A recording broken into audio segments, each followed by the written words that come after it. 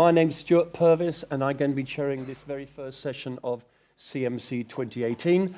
Before we start, I should mention the sponsor for this session, which is actually the Children's Media Foundation itself. The CMF is an advocacy body for the children's audience. It campaigns, it lobbies in Parliament. It builds the connections, really, between the policymakers, the regulators, and the academics and the media industry. And one of their principal aims is to inform and improve the public conversation around children and media. One of the ways they do that is to publish the Children's Media Yearbook. You'll have got a copy of that free in your pack, and it's a good read, it says here. They asked me to stress that their only source of income is donations from individuals and from companies. So if you think you could become a supporter for only £25 a year, they would welcome you with open arms. Right, now this question time, as you see, is entitled, What Next for UK Kids? We already have underway developments as a result of the tax break, the Digital Economy Act, the amendments in the Children's Act, and of course from 2019, the so-called Contestable Fund. All that against a very shifting media landscape, so what next seems to be absolutely the right question. Thank you to those delegates who've already sent in your questions. We've assembled, I think, a fine panel to answer them. From my nearest side, we have Magnus Brook from ITV. We have Anna Hone from the Children's Media Foundation. We've got Simon Terrington from Ofcom, Charles Lauder from the Indie Club, and Ben Roberts from the BFI. Full titles, pack drills, and other biographies are available in your packs. I should explain that the Deputy Leader of the Labour Party, Tom Watson, did accept an invitation some time back, was due here today, but contacted the organisers just yesterday to give his apologies. He has sent a fairly full message, a printed message. It will appear, if it hasn't already, in your session page. I do commend it to you if you want to hear the Labour Party's view on a number of things that we'll be discussing today. Now, during the next hour, the usual Children's Media Foundation conference rules apply. There should be no gouging, certainly no headbutting. VAR is available, but please keep it short, my colleagues here on the platform. There's quite a lot of stuff to get through, and if you really don't have a strong view on a particular issue, you are allowed to duck out. As the chair of the panel, I would normally offer some grand opening thoughts, but you and I will be spared that because we actually have something rather better. The view from government expressed in, I think, a handy and snappy form, which is not something we can always count on. Margot James is the Minister for Digital and the Creative Industries. Her responsibilities reporting to the Secretary of State, Matt Hancock, range quite widely and include broadcasting and online safety. She has sent us this video message, so let's have a look at that first, so if we can roll that tape. I'm really sorry I can't be with you today at the Children's Media Conference. In this digital world, the protection of children and the provision of children's content is a priority for the government.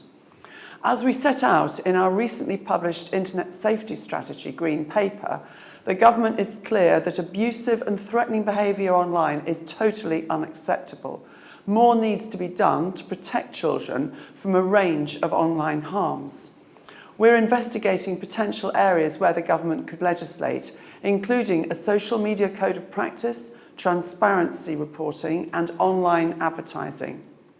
We will also continue to ensure that comprehensive online safety education is available to all children, as well as considering how we can best support parents in tackling internet issues. Digital technology is overwhelmingly a force for good across the world. Yet we do have to address the Wild West element of the internet in a way that champions innovation while supporting change for the better.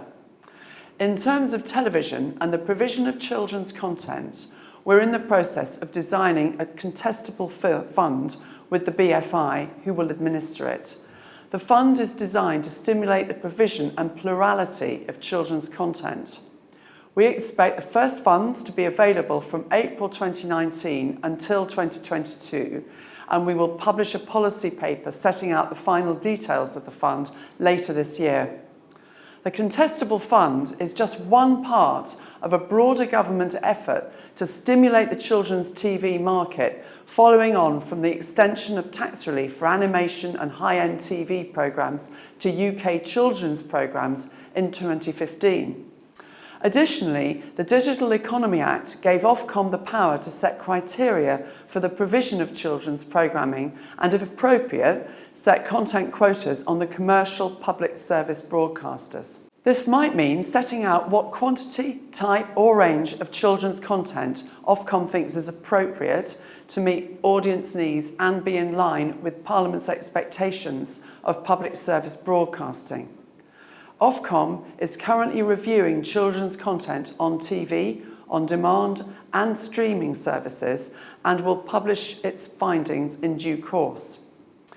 These measures should work together to combat the decline in the creation of UK-originated children's content and have a real impact on the quality of children's media. Our children deserve to have access to world-class UK-originated content and to be able to watch this in an environment in which they're protected. I believe we're making good progress, but I'm always looking to do more in this area. Your conference helps focus our minds on the task at hand, and I very much look forward to hearing the outcome of today's discussions. Right, Margot James, the Minister for Digital and Creative Industries. I think in the next hour we're going to try and cover pretty much most of the topics she mentioned, so along the way please respond, particularly, I know I'm sure some of you will respond to some of the things that were said there as we go through these issues. But let's get to the first question. Will the first questioner please let us hear their question? My question was, how realistic do you think the EU... British content qualifying as EU quota will be in a post-Brexit world? How likely do you think that'll be? Out of 10, probably be good one. Probably, Emily, we should try. There are, as I understand it, there are basically three issues. One about this so-called country of origin rule. There's one about access to funds. And there's also, I think, within the industry, issues about access to talent, meaning access to people from the EU who currently work and may in the future want to work here.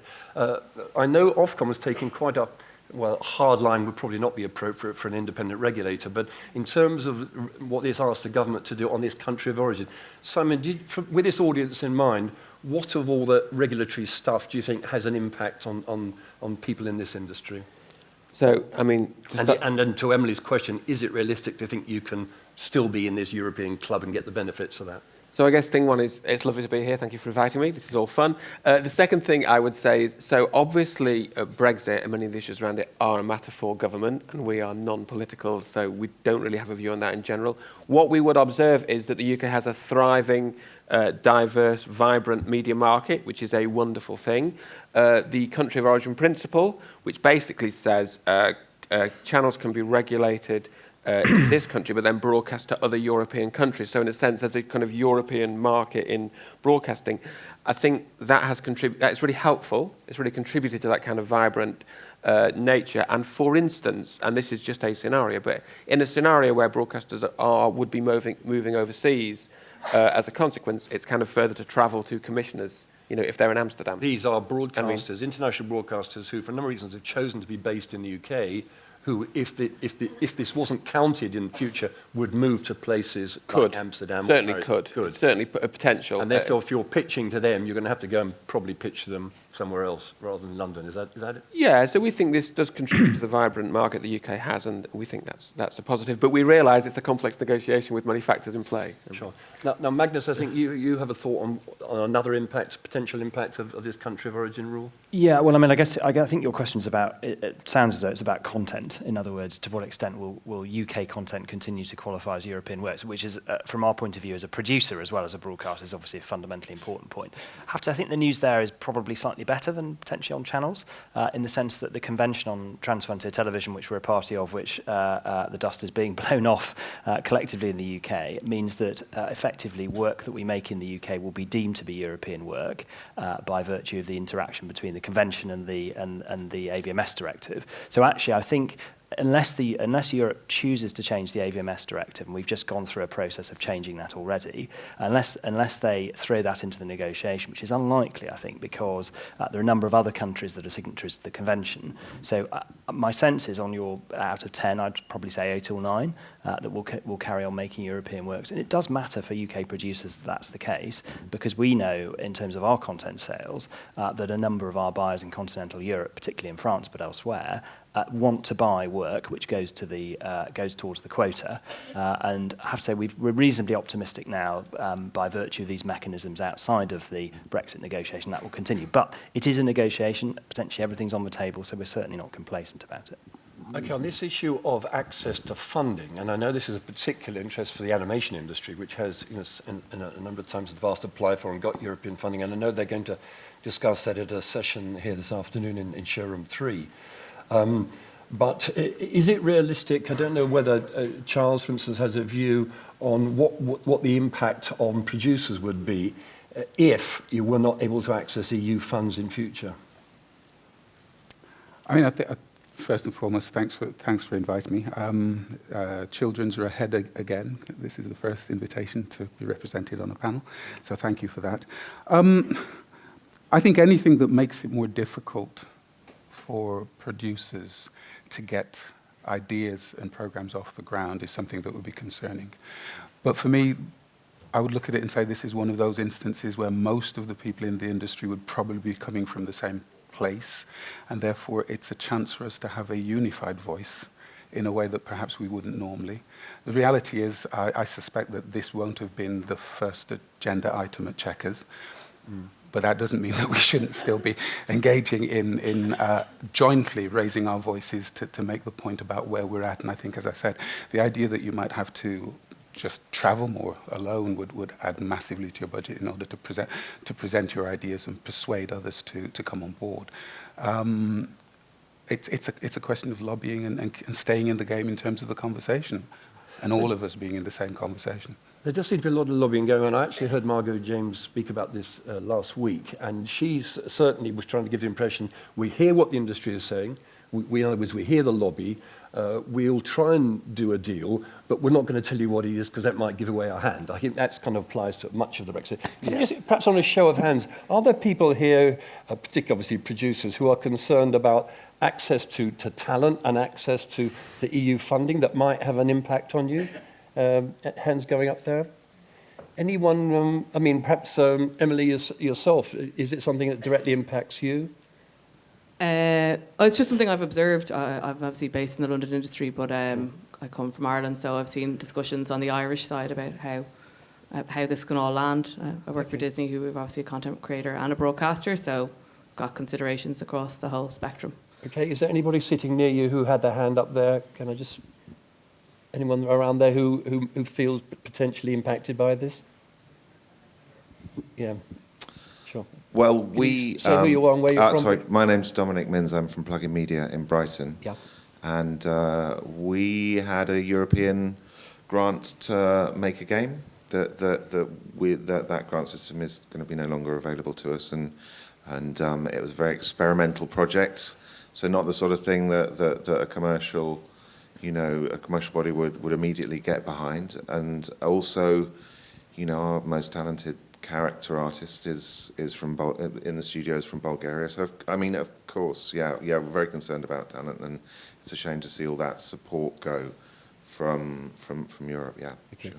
Of course, as I understand it, in the transition period, some of this will continue. And I think the government's position is that the Prime Minister has said she might still be prepared to contribute to some of these funds in order to get the money out, even though if we're not in the EU, we have less influence. That's quite an interesting position to be in. We'll see if it works out that way.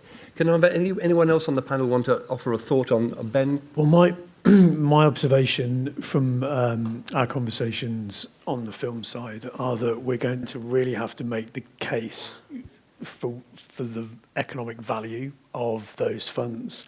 So what government want to see is, to your point, what's going in, what's coming out. So the work that needs to be done is measuring the value for money, and then I think we're finding that those cases can be made.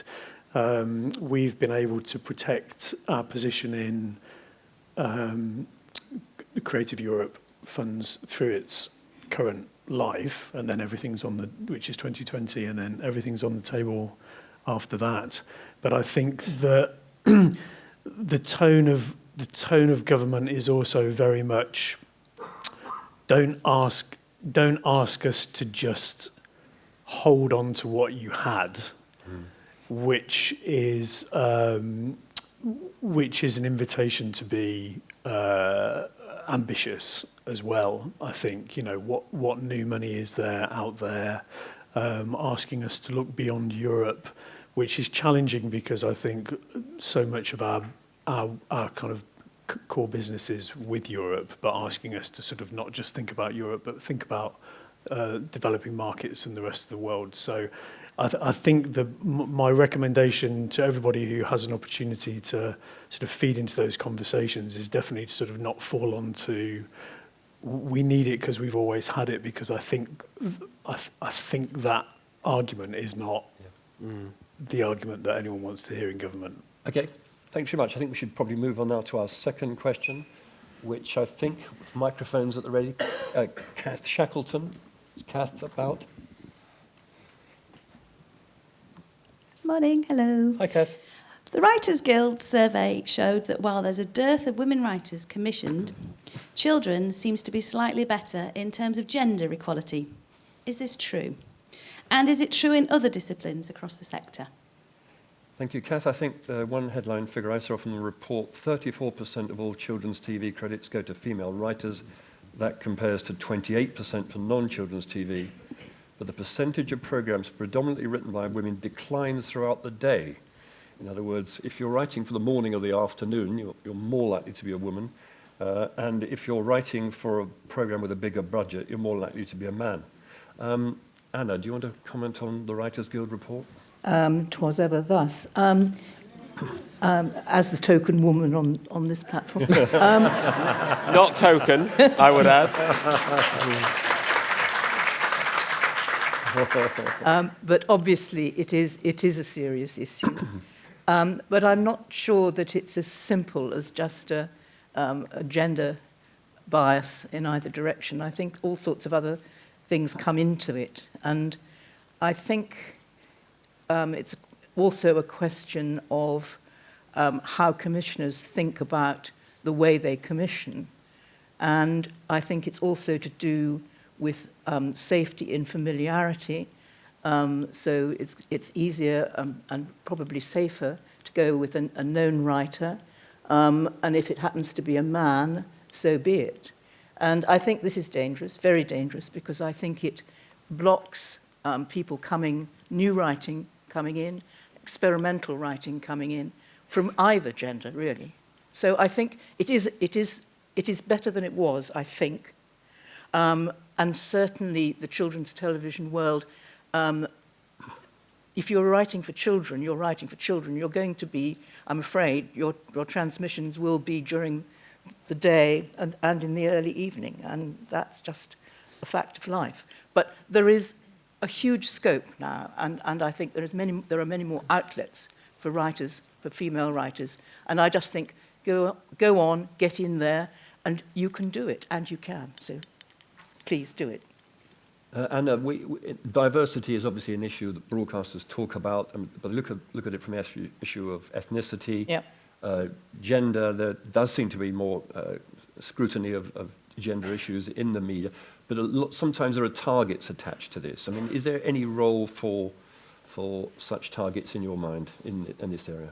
Well, I think probably targets are a necessary discipline, but I don't like being prescriptive in general. And I think the danger about targets is that you do it for the sake of doing it, rather than looking at the quality of the person or the quality of the writing or the quality of the idea. So I think you've got to keep a balance. Within the children's area, I mean, it was always predominantly women in terms of production. And the blokes felt discriminated against. I think the balance is much more even now. But no, it is very hard, and certainly in terms of diversity, ethnicity, there's a lot that needs to be done. Okay. Charles, do you want to comment on that? In 2015, I think it was, McKinsey did a report where they looked at the top quartile of performing companies and discovered that 15% greater performance came from those companies that were gender diverse. 35% better performance than their contemporaries came from the ones that were ethnically diverse. It's scary to think that that's out there and we're still having to have this conversation. And I think that the fact that children's are ahead is something to be applauded, but actually to be seen as only a way in. Shane Allen, I think it was, said, we're excited by the voices we haven't heard. We're excited by the stories that have not yet been told.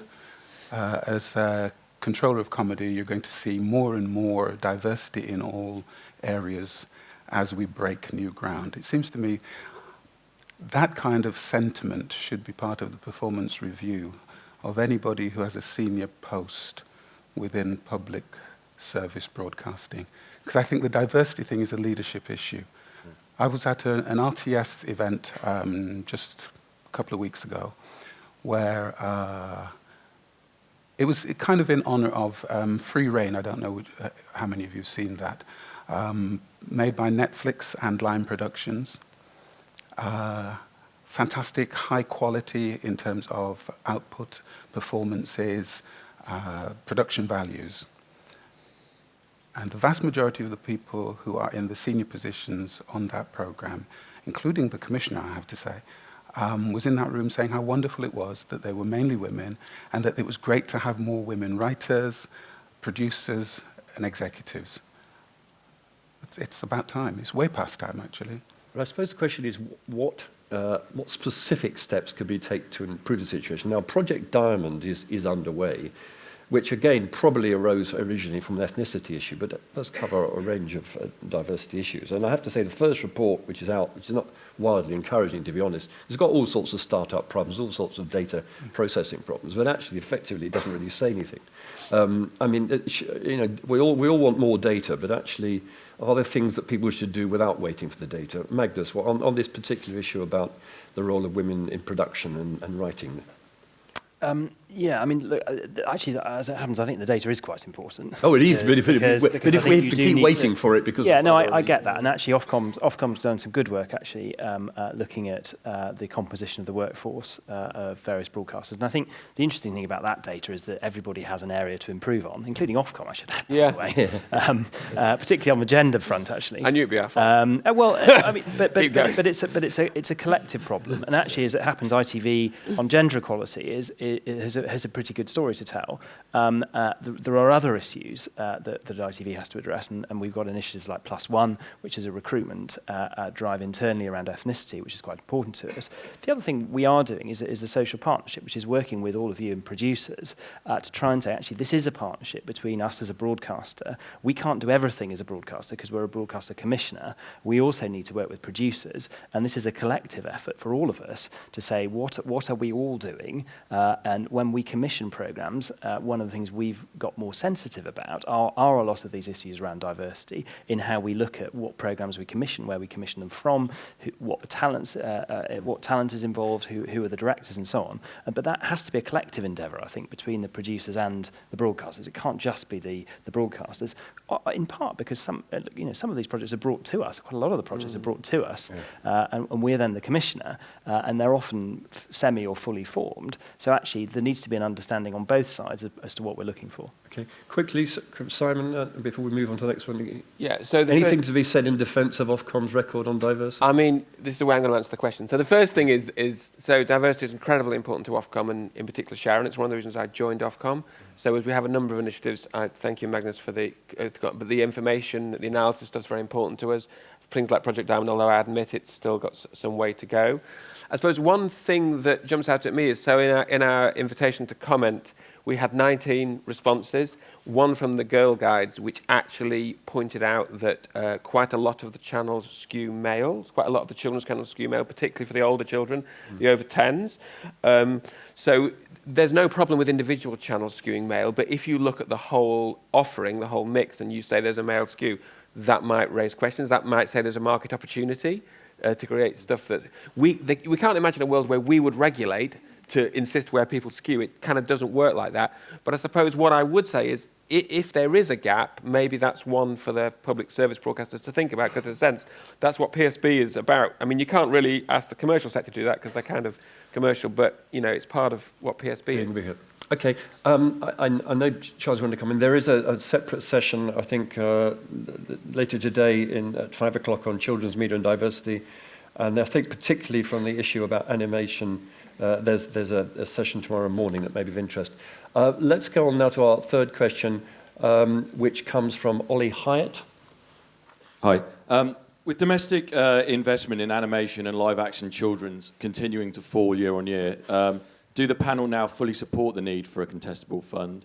And with the government spending review likely to be brutal to anything other than the NHS next year, where would they see the money coming from in the future should the contestable fund be deemed a success? Ben, I think since you're the man sort of running this, aren't you? So you should answer this question. Well, we're not running it yet. Oh, well. Wish we were. Some of us rashly thought you were. I should probably just take this opportunity. Thanks, Ollie. You should probably take this opportunity to just give you as much of an update as I can. Yeah. The fund you're all very familiar with. We're all waiting.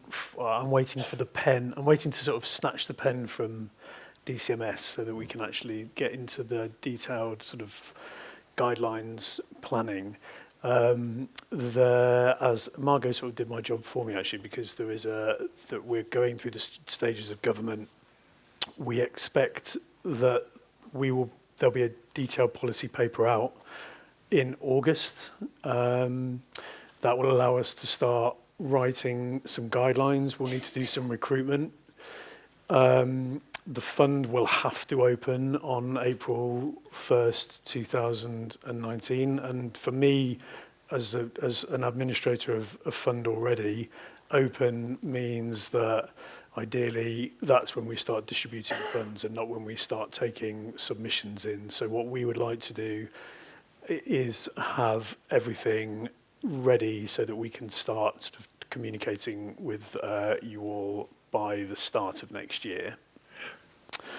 But can you tell us, in your discussion with DCMS, certain basics, like, for instance, would the content have to be free to air? Would the producer have had to have found somebody who was going to show it? I mean, these fairly basic questions. I'll tell you what, I'll go off script slightly. I'll tell you what I hope it will be if it comes out the other side of the government process intact. Yes, it will have to be free to air on first point of viewing. DCMS is slightly more ambivalent about ancillary airings. It will be for children and we hope young people up to the age of 18. It will require an element of match funding because it will only be able to bring 50% of the budget to the table. Yep. We are pushing for, and in a sort of detailed conversation about there being a development element to it. I think that's very important. I'm hoping that for us it will be quasi-automatic, by which I mean we will not editorialise as the BFI. So the decision, the unlocking of the funding will be a combination of strong response to the fund's objectives, in terms of additionality and plurality, and a demonstration of broadcaster partnership. So some of that needs to be worked out. But I think what I'd like to sort of put everyone's mind at rest, if you like, that we are not planning to additionally editorialise. Okay, now to Ollie's particular point, which is about what happens when the money runs out. So it's £60 million over 3 years. It comes from money left over from the last licence fee round. Yeah. I happen to be on the committee that advised John Whittingdale during the BBC Charter process. It was pretty clear to me this was a very personal idea of John Whittingdale. Actually, his idea was much more ambitious, I think I can reveal, in terms of getting broadcasters to have to run the stuff. So if you haven't got a Whittingdale around in 3 years, is it ever going to happen again? Our objective is to make it a success and to make it a kind of proven model. I mean, I'm quite sort of politically, small p, politically sort of agnostic in this game, if you like. I think it's quite interesting that we as an administrator sort of are coming at it in a slightly kind of vanilla fashion. We're looking after, hopefully, a £60 million fund, and the only way to tackle a project like that is to make it work. And I think if it works, and working means that it proves a model. Now, for me, it will work if ITV, Channel 4, 5 engage with it, if we get the money out the door, if the material is good, if we've actually spent the money. And then I think there's probably a very good case for, I mean, I'm definitely not going to sort of suggest whether or not where the money should come from on the other side of it. But I think our job, and everyone in this room can help us do it, if everyone wants it to continue on the other side, by making it a success. My sense at the moment is that it can definitely be a success, and it's much needed. Okay, I think obviously, Magnus, that poses a question for you: is are you going to engage with this or not? In terms of, if somebody brings an idea, are you going to provide match funding to help it get through over the line and show it? Well, there's a few things here. I mean, actually, one of the questions was, I think, about market failure, and there is a market failure, I think, in some aspects of Originated UK Kids, which is why we've got the fund. We were supportive of the fund because we recognise that market failure. Now, we do invest in original children's What's the answer content to my on question, CITV. though? Are you going to The answer to your question is very simple, Yeah. which is we want the best content for CITV. So if people come to us with a project... Right. So you are which is open to idea. You haven't got some sort of ideological problem with it. You will treat these ideas on merit like any other pitch, will you? Completely. And actually, we want people to come to us with the best ideas for CITV. And actually, if we can find a way of funding them with a bit of contribution from ITV, potentially contribution from the fund, secondary sales and so on, then it is very much like another approach, but with public funding to help get the project away. Because we want our channel to be the best channel it can be. Okay. Charles, you wanted to come in on that? Yeah, I was just listening to this sort of conversation about what would make it a success. And I think for me, it ties very much into the question that we were having previously about diversity. Yeah. And it also ties into the idea that we have a plurality of voices, which is what the Indie Club is about. It's saying that the regions and nations being part of what your criteria for success would be crucial to the chances of it being successful. That it's about making sure that Absolutely. those unheard voices are heard. Yeah. And that should be part of the criterion. It seems It will be part in terms of the of how. criteria. Right. So you don't regard that as editorialising. Those are proper criteria. I should explain that. That's what I mean by us not editorialising. We'll have some criteria, and they'll be very strong. By the way, I mean all our other funds carry targets around diversity. So I'd expect those to be extended to Thank this you. Anna, I as think well. you want to come in? Yeah, I do. First of all, I think that we should welcome the contestable fund. It's taken long enough to get there, and many people in this room are involved in achieving that. So obviously we need to make it a success. Where the money comes from next, it has been floated quite often that it should come from the BBC licence fee. And I think that that is not a good idea, because all you're doing is reducing the amount of money in the marketplace and not increasing it. So wherever it comes from, it's got to be plus.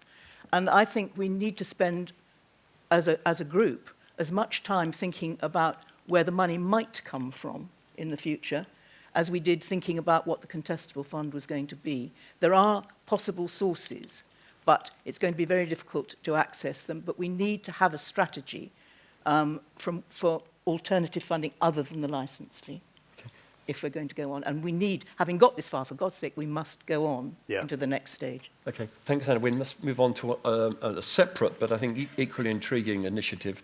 Tony Collingwood wants to ask about this. Tony?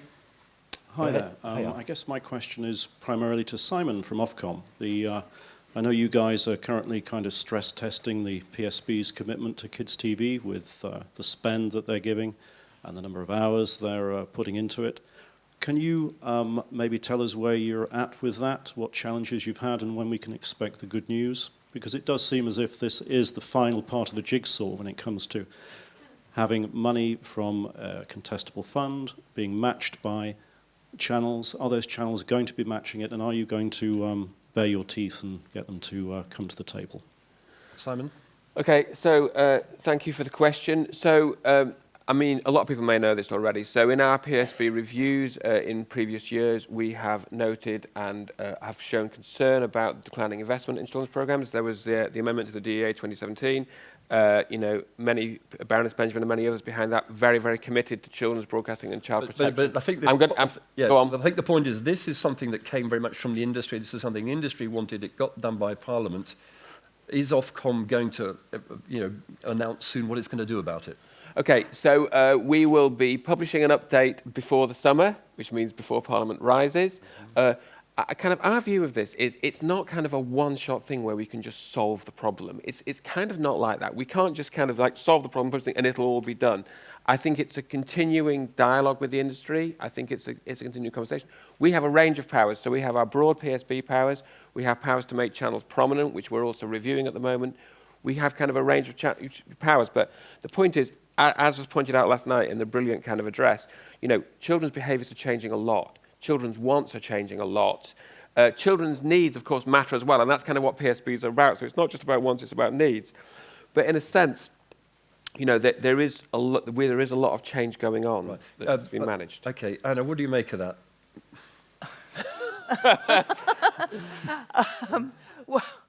I think it is a bit unclear, Simon, if I may say so. I don't mind that. And I'm not sure. I mean, you have got teeth.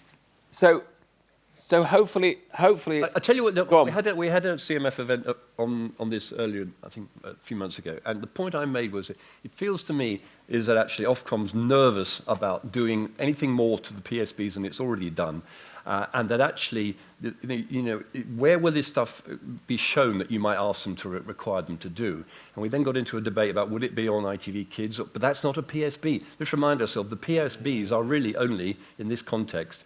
BBC, main BBC channels, ITV, Channel 4, Channel 5. You can't, at the moment, as I understand it, force Magnus to run something on ITV Kids. Correct me, is that right? For you guys, do you agree on this? Okay, so we cannot force Magnus to run something on ITV Kids. So just to take the points in turn. So I think I take Anna's point that it's unclear. Hopefully it will be clearer in a short number of weeks, but I take the point that it is currently unclear. I think that is fair comment. We're not at all nervous. We are delighted by this power. We think it's incredibly important. In a way, I would say kind of news and kids are the heart of PSB. So you could say that kids news is the heart of PSB. But, kids is it's fundamental to public service broadcasting. I mean, I don't think we're nervous. I think the bottom line is, television went through the kind of multi-channel revolution, where it went from 5 channels to 200 channels. The broadcasters solved that by building portfolios, by better marketing, by EPG regulation, by all sorts of methods. We are currently going through the kind of broadband revolution. And together, we need to work and solve that and do what's best for children in that. We are part of that, but we're not the whole solution. Okay. Magnus, what's your take on this? Look, this is quite difficult. I mean, you can't regulate a business model into existence, unfortunately, from our point of view. So CITV is a purely commercial channel. We live or die by our ability to make money. Parliament, on the one hand, has restricted considerably our ability to make money from that channel because of advertising revenue being restricted to certain categories we can't take. At the same time, as Simon says, children's viewing is changing fundamentally, and a lot of the evidence that Ofcom published last November shows the extent to which children prefer Netflix, YouTube, and so on, other forms of consuming content. That's really hard from a commercial point of view. And as Simon said, one of the things that's happened, if you take a broad view of where commercial PSB has gone, is that as a country, what we've decided to do is say what we want is a competitive media market. We want as much competition as possible. And by the way, in our case now, that includes competing with Facebook, with Netflix, with YouTube. Those are our competitive set now, along with Channel 4 and the BBC. It's a global market for us now, and imposing an obligation on ITV as a commercial company doesn't make it any easier to fund that. And the truth is, the value, as competitions spread out in the UK, the value of the PSB license has gone down enormously. And actually, where we negotiated our licenses on renewal in 2014, what Ofcom and government said to us is, what we really want from you is national, international news, current affairs, production outside London, the indie quota, and regional news. Those are the things we want in return for the benefits that you get. Right. And it's hard to then legislate and say, actually, we also want you to do a load of other things which you can't fund. I mean, I sympathise with that, but actually Parliament's made a decision, which is, I know we said all that stuff, but actually we want this as well.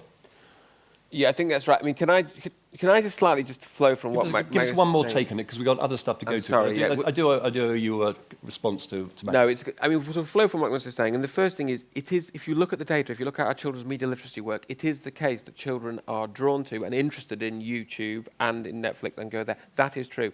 I think it would be helpful to understand in more detail what it is children want from YouTube and kind of, why they're going there. I think that's true. On the other hand, it's PSB's job not always to go with the grain. We have a range of PSBs in this country that do a range of jobs, and it's not always their job to go with the grain of what children are doing or what children want, and actually think about what children need and not always be pulled by the market. So I think there's a complex. It's about reinvention, really. Okay. John Kent has got what will actually be our last question in this session before I open up to the floor later. John? Are we oblivious to the real dangers of social media? And does the panel think that the government policy on online safety is really just a load of hot air? Who'd like to go first on this? Anna, have you got a view on this? Well, we heard what the government had to say, and what Michael Rosen had to say. And what Michael Rosen had to say, indeed. And I have to say that Michael Rosen was a tad more entertaining. No, to be serious about this, yes, I think rather late in the day, we are waking up to the dangers of the internet and the need for protection, particularly of children. And a whole load of things have come together. And so the powers that be are also taking notice. But whether or not the sort of all working together concept that we got from the minister is actually the answer, and whether the CEOs of the large companies and channels are going to listen to that, I'm not sure. I mean, I think we may need to be a little more aggressive in our attitude. And the other thing I would say is that I think we've also got to, again, be balanced and don't over-constrict, and by so doing, lose the freedom of expression and the way of thinking, that original thinking, particularly thinking by children, that could come through the internet. I suppose there's one direct example of policy on the internet compared to policy on broadcasting, which is the issue about obesity. I mean, the government statement recently talked about tighter advertising restrictions on broadcasting and on online. We know they have the mechanism to do that in broadcasting, but I'm still not clear that they have the mechanism to do that online. In other words, it's our old friend, the level playing field here. I mean, Simon, what's Ofcom's view on this? So I'm going to commit it. So firstly, I thought Michael was excellent last night, and I sort of went along expecting to see some poetry and some humour, but what I actually got was a manifesto for the reinvention of regulation, which was a bit of a shock for me, working in regulation, but it was sort of fascinating. But I suppose the one thing I would say is actually I think there was some interesting wisdom in there, because I think in the online world, this kind of self-regulatory collaborative thing is actually quite an interesting concept. I think it's quite valid. Although I would point out to Michael, I think Michael drew the distinction between kind of government control versus self-regulation. There is something in between, which is kind of independent sort of regulation, which is kind of what we do. So it's not a straight choice between government control or self. But I think there were some quite interesting concepts in there. Let me offer you one personal experience. I was the first Ofcom representative on the UK Council for Child Internet Safety. And we sat across the table with, the Hollywood and the big beasts came in, the tech companies. Apple sent their lowest possible PR person from their lowest possible contractor.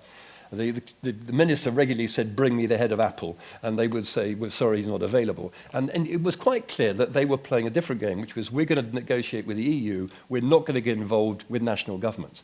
Now, they've had to move from that position, haven't they? I mean, if you look what's happened in Germany, Facebook has had so much pain about hate crime and things that they've actually had to enforce things. So isn't the message that they really will do things if you force them to? But if you accept that, we're global businesses and it's all very complicated, you won't get things done. Charles, do you have a view on this at all?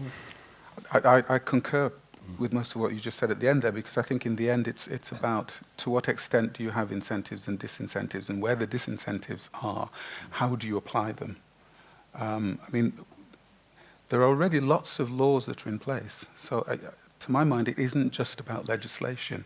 The reality is that if you look at Sexual Offences Act, if you look at the Freedom from Harassment, if you look at child protection, those legal levers are already there. So the truth comes down to how capable or willing are you to exercise them.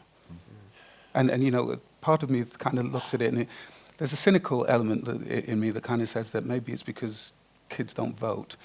Because, there was a big issue about the right to be forgotten. And something was done. Yeah. Whether we like it or don't like it, something was done because there was some will behind that. Okay. Magnus, perhaps a word on the obesity issue? And there's HFSS, as one must probably call it. There's a profound need for a level playing field, and it's not just about regulations, about tax, where they've got the traditional broadcasters in the UK, the commercial broadcasters paying hundreds of millions of pounds in tax a year, competing against people who pay virtually nothing. But I think on online regulation, every government in Europe is worrying away at how do we control these platforms, including the Commission slightly late to that game in some ways. And it's not just a question of laws. It's a question, firstly, actually, of transparency. What is going on? Do we know what adverts the platforms are serving? Do we know who's seeing those adverts? Do we know who's seeing the content? There's a whole set of things which you take for granted in broadcasting because you have clarity from Barb and elsewhere about what's going on. There's none of that clarity online. Even the platforms themselves don't entirely know who they're serving the advertising to. So there's a set of issues there which you have to solve as a prior question. Then you've got the question of who is the overseer, or are these platforms simply setting their own rules and then marking their own homework? You've then got a question of who is setting the rules. What are those rules? Are they in primary legislation? Increasingly, it looks to us as though they should be, because the truth is, as you say, on HFSS, children are all moving very rapidly away from linear television to online, and the government's thinking is, let's have a 9 p.m. watershed, which isn't the right response. It's a 20th century response to a 21st century problem. Okay. Sorry? HFS, the ban on advertising to kids hasn't had the slightest impact on kids' obesity. No, if you look at and what effect has it had on funding of children's content in any way, Anna? Do you think it has? Considerable. If you think about the kind of original output that ITV Children's had before the ban, yes, it's had a huge impact. Okay, I think we should open it up. We've got 10 minutes left. I think, first of all, did any of the questioners who I didn't come back to, partly because I was trying to get through so many issues, have any follow-ups or any further points? That's John, yourself, Tony, Ollie, I think, and Emily.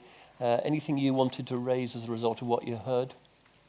Okay, good, fine. Let's open it up then. Anyone, I think, for instance, we haven't heard from, for instance, people like PACT, because Charles representing the indie group there. Go ahead. Thank you. Rosina Robson from PACT. I had a question for Magnus at ITV, just following up on some of the debate about the Ofcom children's content review, about the opportunities for ITV and the other PSBs around boosting your online presence and generating online revenues and from children's content. You've got some fantastically successful brands on your channel and online, and you talk about being in competition with the big platforms. And it seems that your new chief exec has got ideas for a digital strategy. So I wondered if you had some comments around the scope to develop your digital offer and the children's content attached to that. Sure. Thank you. So look, we're investing quite a lot in ITV Hub, and particularly the kids area in ITV Hub. But the economics of that are quite challenging, and for the simple reason that it really works on box set economics. And we're just commissioning, for example, an animation called Robozuma, which we're commissioning jointly with Netflix, and launching, I think, later this year on the linear channel. We'll have catch-up rights, but we won't necessarily have SVOD rights. And that's the deal. That's the nature of competition in this market now, that you have to work out how you can get those properties away on your linear channel and on your catch-up service, and then figure out how you can have a deep archive. And the economics of that are very challenging and very high-value content. Now, we do some of it in ITV Studios, but we've tended to do it jointly with other investors who particularly want the box set rights, the back end, and it's really hard. It's the risk involved in making that investment just by ourselves and buying all of those rights is really, really significant. And so we tend to share the rights. And because of this the global competition I talked about, there are other players like Netflix and others who want to get those back end rights. So we're worrying away at this, I'd say, but it's tricky because we're not the only player in the market. There are a load of other people who've got very deep pockets who, crucially in Netflix's case, are able to amortize that investment across 150 territories across the world. And the Robozuma example is testimony to that. So it's difficult. I'm not saying it's impossible, but we need to worry away at the economics of that. And it is very risky. I think a number of broadcasters have gone public. I think the chief executive of Channel 4 last week talking about the threat to budgets because of the impact of Netflix on commissioning. Does that apply so much in children's media area? Well, I mean, if you look at Robozuma, in a funny way, it's actually enabled us to do it because we've got effectively someone who's got a platform for 150 countries around the world who wants to buy this content, wants to commission it from ITV, and actually we're able to do something which brings it to UK children. So it's an original animation. But isn't there a bit of a tradition that the people you go in with your partners sometimes ending up taking the exclusive rights to this content? Well, I mean, but that's the deal you have to do, and so the alternative is not to do it at all. It is going to appear on children's television in the UK. It is going to appear on our catch-up service. From my point of view, that's a plus because it's high-end, originated UK animation, and we've had to do certain things to get it away. But this is the reality of, effectively, UK players, national players, and it's not just about the UK, you can see it in other continental European countries as well, competing against global players. It's an asymmetric form of competition, and it takes us back to the whole level playing field question and a whole host of other issues.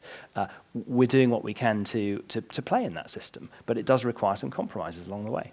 Okay. I mean, Stuart, could I add one thing? Yeah, please do. I mean, so it's not up to me to tell Magnus how to run his business, and they're a commercial business, and But I think one thing I think is important just to add is that we can assess kind of children's content or children's production in isolation, but I do just think that bringing the next generation of children into a brand, and I know ITV does it well with its family programming, and I think bringing families together and that kind of collective viewing is a very important part of what broadcasting can do, and it's very. But I do also think that just bringing that next generation into brands can have a kind of halo effect, which one might not capture with the kind of. But again, you guys are running a commercial business, but I think that's an important factor. Okay. I think we've got time for one or two more questions. Can I offer the opportunity for anyone? I can see a hand there. Just a quick question, really, about some of the complexity of how the regulation of the PSBs might work. Is it not the case that that within the spirit of the amendment to the Act, there was the idea that material for children could be counted on a non-regulated channel, which you haven't done before? So you can count CITV as the place where this content goes, but the regulation is actually would be aimed at ITV1, which is the only place you can regulate. Is there a mechanism, do you think, for that to be able to happen? Well, so the first thing I would say, the simple answer is that is precisely correct, Greg, and a job in the Ofcom legal team is waiting for you. So, I think that's exactly right. So we can take. They run the place. So yeah, they're important. But the point is, you're absolutely right. So we can take into account the broad range. In that sense, I think it was well drafted. We can take into account the broad range of things that ITV offers. So, but in a sense, the sanction we can only place on the public service channel, which is ITV1, because the other channels are classified as commercial. So I think you've got that exactly right. I think but it is also important to say, and I've said this before, we have a broader range of powers in relation to PSB we can also use, and we use them in combination. So our powers into PSB in general, prominence powers, etc. But yes, you're right about that. Now, final question is from me to you on the floor. It goes to the contestable fund with Ben in mind here. Could I have a show of hands? Those producers who would be interested in pitching to the contestable fund when it goes ahead. Anyone want to get a show of hands on that? Okay. Anyone producer who is not interested in pitching to the contestable fund? Okay. Good. Good. Okay.